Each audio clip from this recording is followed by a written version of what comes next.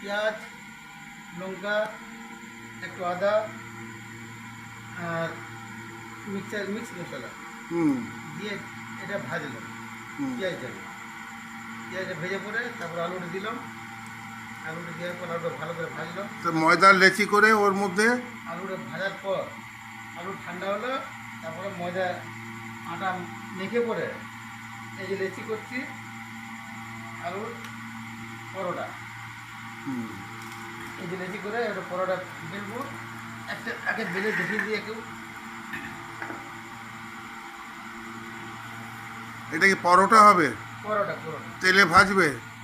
তেলে ভাজবো মানে যেমন পরোটা হয় তেল, হালকা তেল লাগবে। হ্যাঁ, এটা একটা খেলেই পেট ভরে যাবে। না না না না, আমাকে একটা দিও। এটা আমি পাতলা করে দিচ্ছি।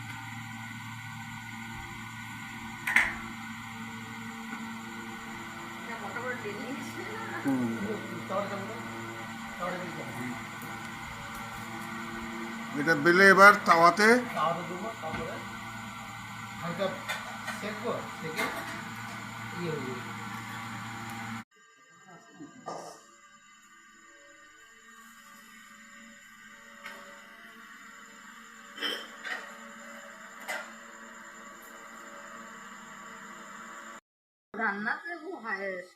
অল্প অল্প তেল দিচ্ছ এবার?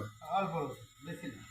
এই তেলটা বেশি তেল দিয়ে আমরা খাই না তো, হালকা হালকা তেল দিয়ে করা হয়। আমার হালকা হালকা তেল দিয়ে সব।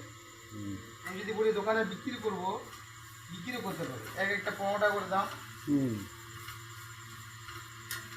একটা খেলে আর রাত্রে কিছু খেতে হবে না? হ্যাঁ, না আমি তো 4টে খেয়ে দিই। তোমার আর আমাদের মধ্যে তফাৎ আছে না? হ্যাঁ, এই জন্য তো বিরিয়ানি করলাম না। বাবু মানা করলো বাবা,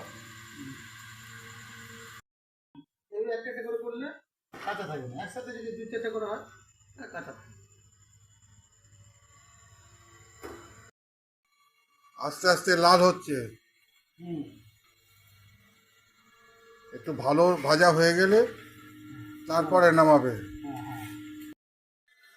এবার ভাজা হয়ে গেল? হ্যাঁ, ভাজা হয়ে গেলে এবার নামাচ্ছি। এই যে আচ্ছা, এই নামিয়ে রাখলে। এই যে এই